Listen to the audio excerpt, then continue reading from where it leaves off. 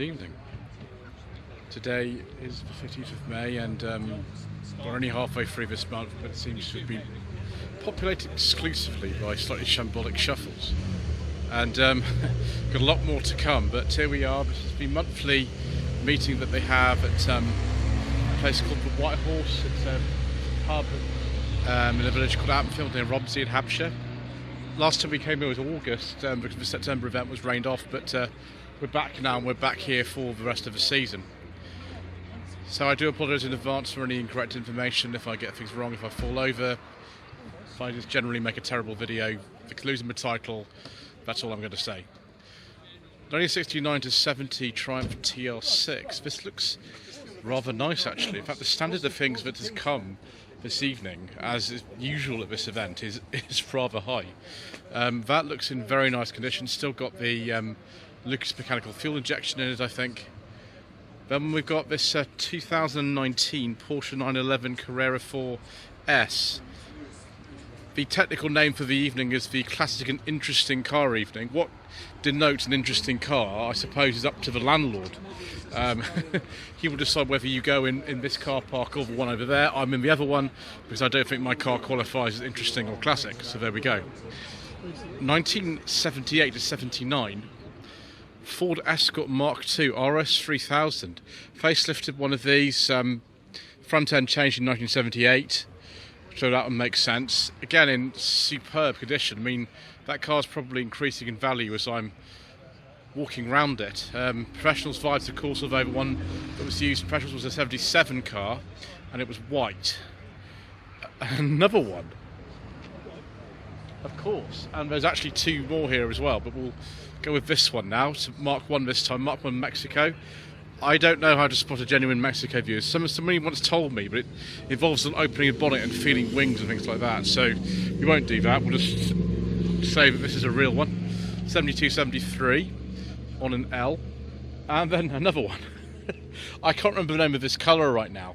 It escapes me, but yeah, again, 72-73. Old local plate to this area. HA was an old Hampshire plate back in the day, at the time this car was made, so it might have gone somewhere and had some work done or something, but it's now back in the area of what it was originally registered in, which is very nice. This one's got much wider wheels than that one. E30 BMW 3 Series. I think we've seen a lot of these recently at the various events we've been to. This one 86, 87 on a D. Facelift car. I think the facelift occurred about 86 for these. 385i, of course, the most probably desirable two-door spec at the time. I've had another Escort RS Mexico. This is a later one. This is a facelifted one, and actually someone's very kindly left me an information sheet, so I don't have to sort of wallow in total ignorance, which is what I normally have to do. There we are. This is a 74. This is quite a late one. The Mark IIs came in, I think, early 75, so it's quite a late one of these. This is a facelifted one, although trying to get me to spot a facelift Mark I Escort is difficult because I can't really do it, but never mind. We'll move on to this Fiat 131 Abarth. Now, by 1982-83, when this car was registered, the Series 3 131s were in production. That is one you can actually see a very good example of one of those in the 1981 film Le Professionnel with Jean-Paul Belmondo, where there's a one in a chase with a Peugeot 504 in Paris. This is a Series 2 car. It's a pre-facelift, but I don't really know whether the Abarths had the same facelifts as the normal ones. Certainly the Super Mirror Furies looked different from this, so it could be that 82, 83, the Abarth models, which are very, very different from the standard ones, kept the same body shell as the Series 2, I don't know. I have seen this car before, it is absolutely amazing. Answer the comment section below if you know anything more about the difference between a Series 1 and a Series 2, one of those. 1977-78 MGB. I think this is virtually the same colour as the one of these I drove last year. It was an 81 registered car, although it would have been made in 1980. Looks very good as sort of almost standard like this. The main light wheels have been added to the car. Also, the steering wheel is different, but other than that, it's actually really, really standard, which I actually quite like to see them like this. Some people prefer them with, you know, no bumpers or chrome bumpers, but I prefer them like this myself. And then 2005, I imagine, Firefrost MG TF. Is this by any chance a 160? I don't know. It's got twin exhaust in it and everything. Yeah, this could be registered a bit later. The production was finished in April 2005, and that would be correct for that plate as well. But yeah, maybe it's a little bit later. So a lot of them registered until maybe like 2007, some even later than that actually. And then the continuation cars came in 2008. 1967-68 Triumph TR5. Must be a TR5 as opposed to the TR250 because it's got the fuel injection in it. Sort of like an older cousin of the TR6 over there, really. Again, just like everything else here, it's virtually immaculate. Sun's not in a great position for filming, I'm afraid, today.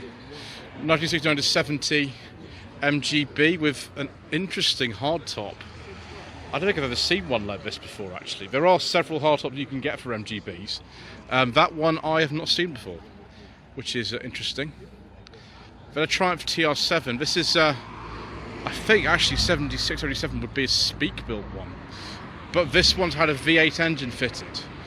The V8 started being fitted to the TR7 just for like rallying as early as this. I mean, maybe 77 or something. The first one I'm aware of that the factory had. I don't know whether this was a factory car originally. It could have been something that had the V8 added later. I don't really know, but there we go. That looks like fun. But faster than the TR7 I drove last year. That was only the standard one, but it was fine. The bagging was a bit loose, but apart from that, it was okay. Very, very late Porsche 94. In fact, like the very last year they actually made these. This is an 87 for sure. By now, this is 944 been in production for about 5 years, and this will be an S. It'll have the 944 engine in it. The original engine that this came with, which was a modified Volkswagen Audi engine, was removed in around 1985, and I know I've driven one of those with that engine. Yeah, I mean they kept it in production, I suppose, like a cheaper alternative to 944 for a little while. Also, from a few years later, actually, this is a 911. It's a 1990. This one's a 964 generation, and it's rather nice. It feels very 80s to me. It was in 1990. It feels very 80s. It's this sort of lovely colour, and then the almost matching interior colour as well, with that old Porsche steering wheel in it and things like that. It's very, very nice. I presume this is like a Carrera or something. And more Porsche action here. This is a really, really early 914. It's a 69. And not only that, it's a right-hand drive, and it's a right-hand drive by Crayford. I didn't even know you could get a right-hand drive 914 at all. But here it is. Apparently it was owned by the managing director of Crayford, who decided to have the car converted. It wasn't one of the first ones ever imported into the country, I should imagine. But that's really special. Also special is this Mini Moke. Now, these went through several phases of production. The original ones, which were introduced, I think, about 1964, that's sort of ones you see in The Prisoner, were made in Britain. Later ones after that were made in Australia till about 81. This, I think, is a Portuguese-built one. It dates from sort of 1980, 87 on a D. Someone's actually lavished work on it. Look at this wood dashboard and everything. Definitely sort of switches from the kind of Minis of the time. I have driven a couple of Minis from that sort of era, and you know, that's sort of where we are. Oh my gosh, a razor edge Carman gear, 1964, has just turned up, because why not? There is a bit more space at the back actually. So yes, things are still arriving. I should probably get here a bit earlier next time I come, I think. Then we've got something that I have seen before. The chap who owns this, I do actually know him, and I have seen this before. I drove one of his cars earlier this year. It wasn't this one, it was a different one. I'll leave you to guess which one it was that you would have seen on my channel that I drove. But this is a 1994 Jaguar XJS, and it is absolutely lovely. This is the perfect specification for me. It is dark green with a beige leather interior. It's automatic and it's got wood, and it's an airbag model. It's not one of the very last. It's kind of after they changed the name from XJ-S to S. This is a 4 litre, which is the engine I prefer personally. It's a little bit more economical and a bit easier to work on. Yeah, it's virtually immaculate. He told me it wasn't, and I can see a couple of scratches on it, but that is for me, about as good as an XJS gets. It's this particular one, and I have already told him that if he ever fancies selling it, then he should let me know, although I shouldn't have said that because I'm not sure I can afford it. Never mind though. Let's go and have a look at something else from the 90s. This is a Fiat Coupet. It's a 99. I did a check on this. It is a 99. It's not the turbo, it's the 20 valve non-turbo. The one I have driven is the turbo version of this. The only thing I found about this, and I've got to drive another one of these to be sure, is the steering was just not as feelsome as I was expecting in a car like this. It's very strange, because a lot of other cars on this platform, it's actually the old Fiat Tipo platform, this one, do have very nice steering, so I don't know what's going on with that.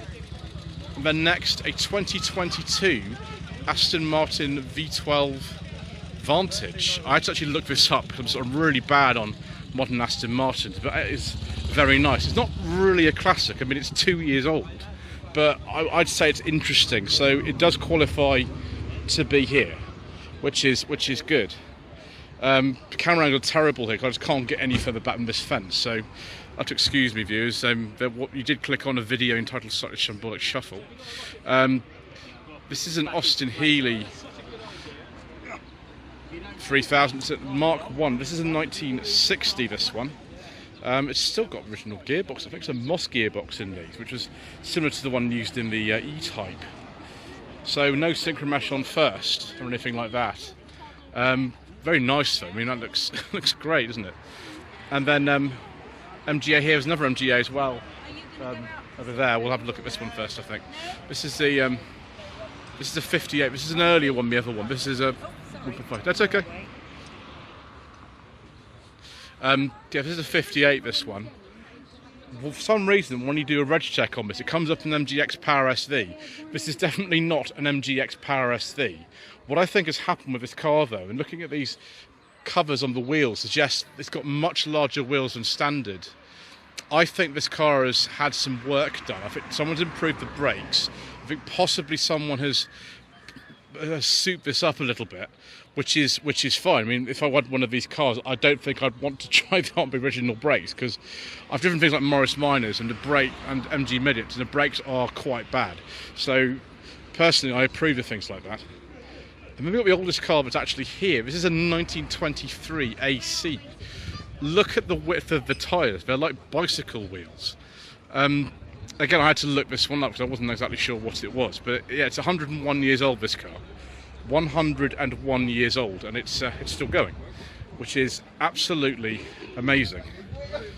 I think at the time these were made on that island in Thames Ditton in Surrey. Could be wrong, but amazing. Something a little bit newer, but not much newer, is this 1931 Austin 7. Sorry, not. I think it's a 7 actually. This.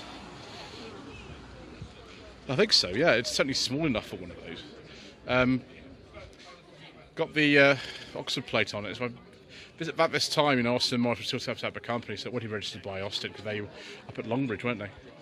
1960 MGA 1600. This is a bit of a newer one. It's got, I think, more standard-looking wheels on it than the other one has. So maybe this one doesn't have kind of lots of modifications into it or anything like that. But it is nice. That's again, like so many things here, that's in lovely condition. And then we've got a Mini 1275 GT. It's not got the stickers on the side of it. It should do, I think, one of these, but it hasn't. But it doesn't matter, does it? It's kind of the earlier 70s model, so 72, 73. We haven't got the reversing lights incorporated into the clusters yet, which came a little bit later. I think about 76 that was, with those. I should ask Mr. Bill, he's the Mini expert around here. Right, okay, we always forgot this Jaguar XK150. This is 1961 or something, I think this is. It's really weird. It comes up as being registered at like some point in the 90s, this car. I don't understand why. It probably could have been imported or something, which sometimes messes up the systems, but it is rather nice. I don't know if I'd prefer one of these or the Austin Healey 3000. Answer in the comments section below. Oh, a very nice series. 3 E-Type viewers, 72, 73. Coupe, all the coupes were 2+2s by this stage. It will be similar to the one that I drove actually earlier this year, which is black. They're actually a superb car to drive, these. Unlike the one I drove though, this has had some door mirrors fitted and it's an automatic. The normal 4-speed gearboxes in these aren't the best, so a lot of people put 5-speed gearboxes by companies like Quaife or Tremec or something like that in them, and that's what the one I drove had. It had a Tremec gearbox, I think it was. This is the auto. I don't know if these days actually the automatic's more desirable, but I mean this one's got a beige leather interior with wood, so I mean it's desirable to me. It's Panther Calista 2.8 litre Cologne V6 in this. This is the one that would have been made after SsangYong took over Panther, I think about 1981, something like that. Yes, SsangYong, now called KGM. They owned Panther for a while, but the basic design of the car I think is roughly similar to the earlier Lima, but they tended to have Ford engines in them. This is the top of the range one with a 2.8 Cologne V6, made over in Weybridge, I think. Either at the Brooklyn site or somewhere else nearby, I think they were made. But yeah, that's pretty nice. And it's still got the original plates to Panther Car Company, which would be appropriate for the area where it was made. Sort of PF was an old Surrey plate. It's got an automatic gearbox in it as well, which is interesting. And then something I like very, very much indeed, all viewers, you've got double desirability. You've got the XJS in this colour scheme, and now you've got a Bentley Turbo R. Exactly the same sort of age as it. It's a 93, 94, beige leather interior with wooden piping and dark green and very nice alloy wheels, and we'll just get a little bit of footage of the inside if this camera will actually allow me to. Yeah, that's about as good as it gets, isn't it, really? So the question is, do you prefer the XJS or do you prefer the Bentley? It's up to you, really. 1965 Splitty Volkswagen. We can actually put the camera inside because once your windscreen opens, because it tends to Splitty.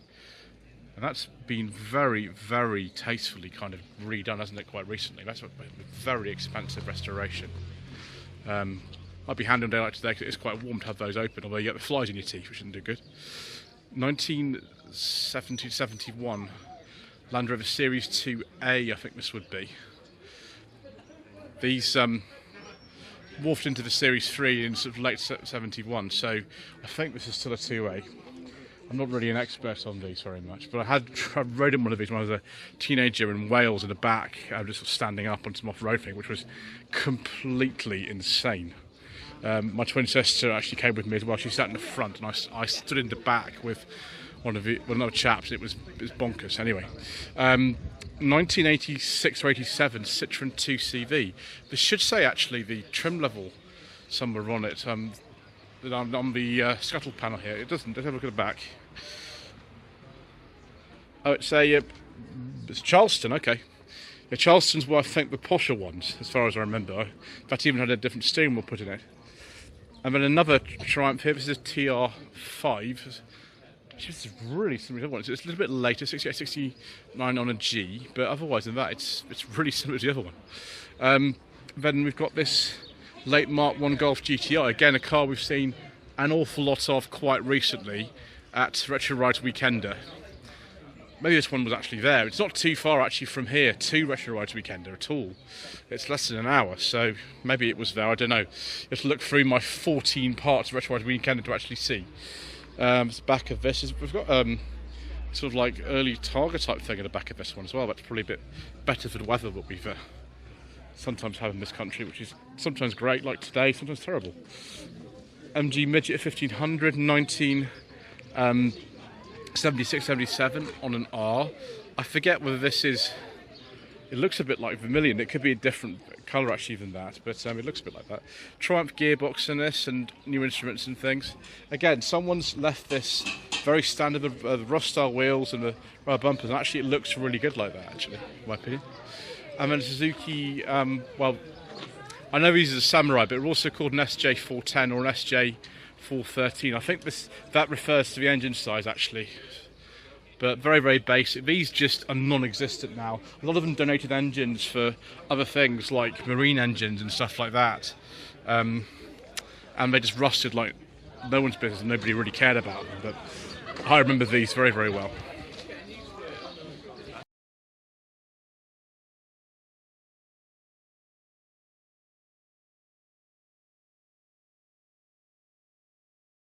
2017 Bentley Continental Super Sports, apparently. I suppose this is down on the interesting side of the classic and interesting car evening. Certainly would be interesting to have a go in one of those perhaps.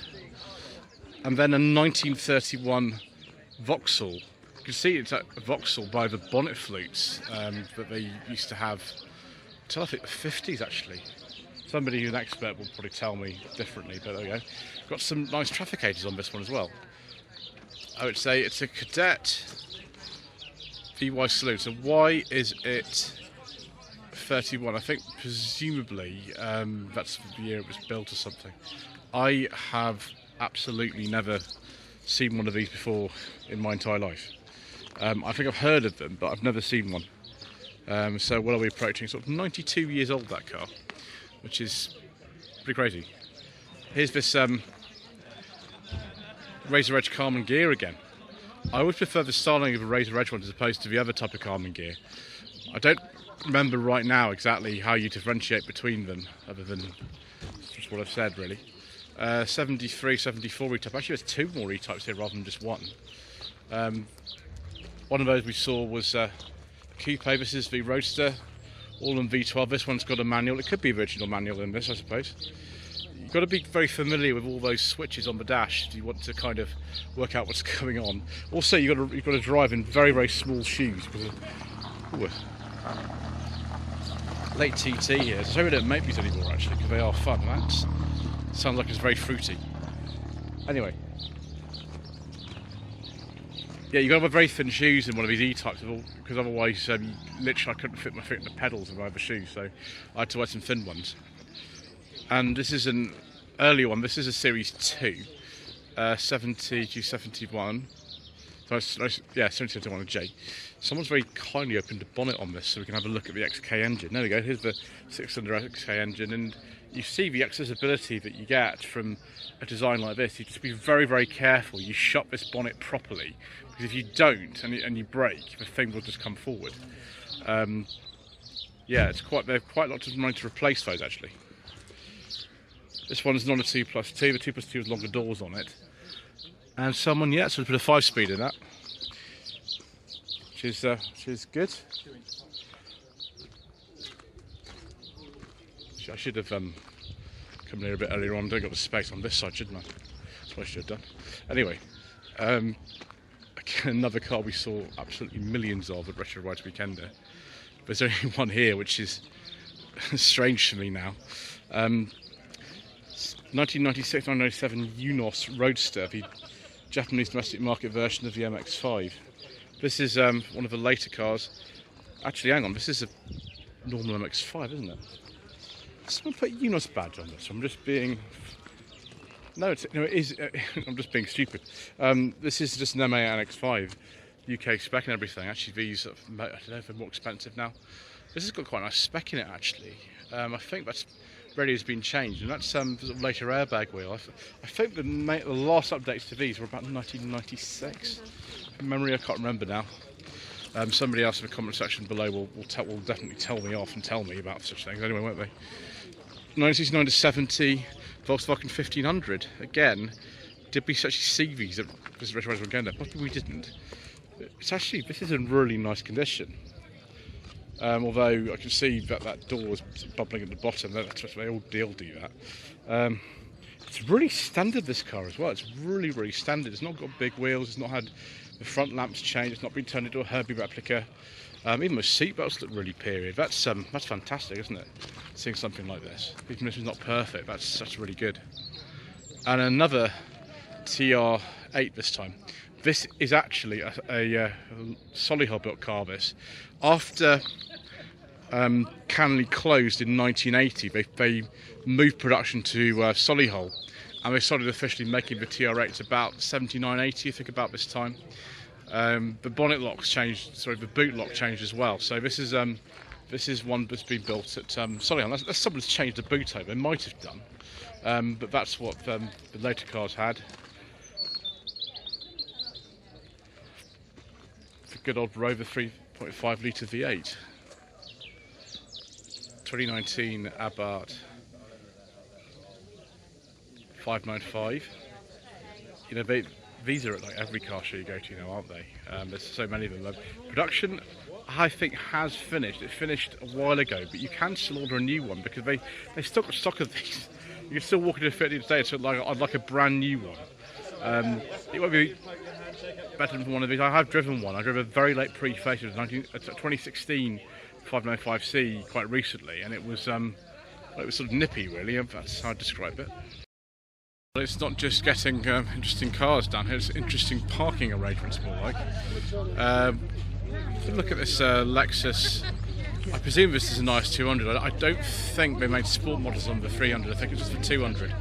This has some different wheels put on it. These are fantastic cars to drive. They're one of the favourite cars I drove last year. Was a standardised 200 automatic, known as the Altessa. Yeah, it's a 200. This is one of the later ones. It was a sort of mild facelift about 2003. This one's a manual, which is, well, extraordinary. That'll be huge amounts of fun, that car. 1974 to 75 Alfa Romeo 105 Series Coupet. Now that is that's pretty tasty, actually. I like that very, very much. This one's supposed to be modified for some track use.